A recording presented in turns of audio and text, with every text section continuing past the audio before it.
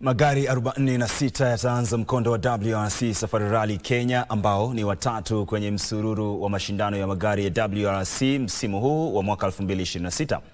Mkondo huo wa WRC Safari Rally Kenya utaandaliwa kuanzia tarehe 12 hadi 15 mwezi ujao baada ya mkondo wa Rally Sweden ambao uliingia siku yake ya tatu leo, huku Elfyn Evans akiongoza baada ya awamu za Jumamosi asubuhi.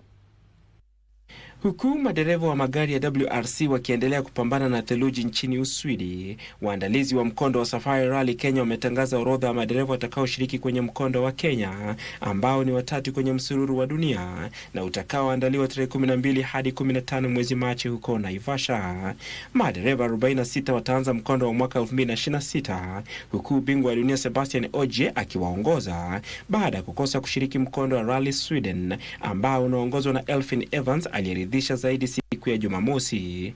Dereva huyo wa gari aina ya Toyota alianza siku nyuma ya Takamoto Katsuta kwa sekunde 2.8, lakini akaonesha kasi yake kwenye theluji na kumuongoza mkinzani wake Katsuta kwa sekunde 16.1. Madereva wa timu ya Hyundai walikuwa na changamoto tele na kuiruhusu timu ya Toyota kushikilia nafasi 4 za mwanzo, ambapo Sami Payari alikuwa wa tatu sekunde 24 mbele ya bingwa wa Monte Carlo Oliver Solberg aliyewazidi kasi Esapeka Lapi na Adrian Fomo.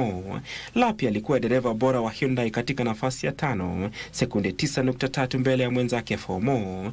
John Armstrong alikuwa dereva bora wa M-Sport katika nafasi ya 8, sekunde 51.4 mbele ya mwenzake Josh Makalian.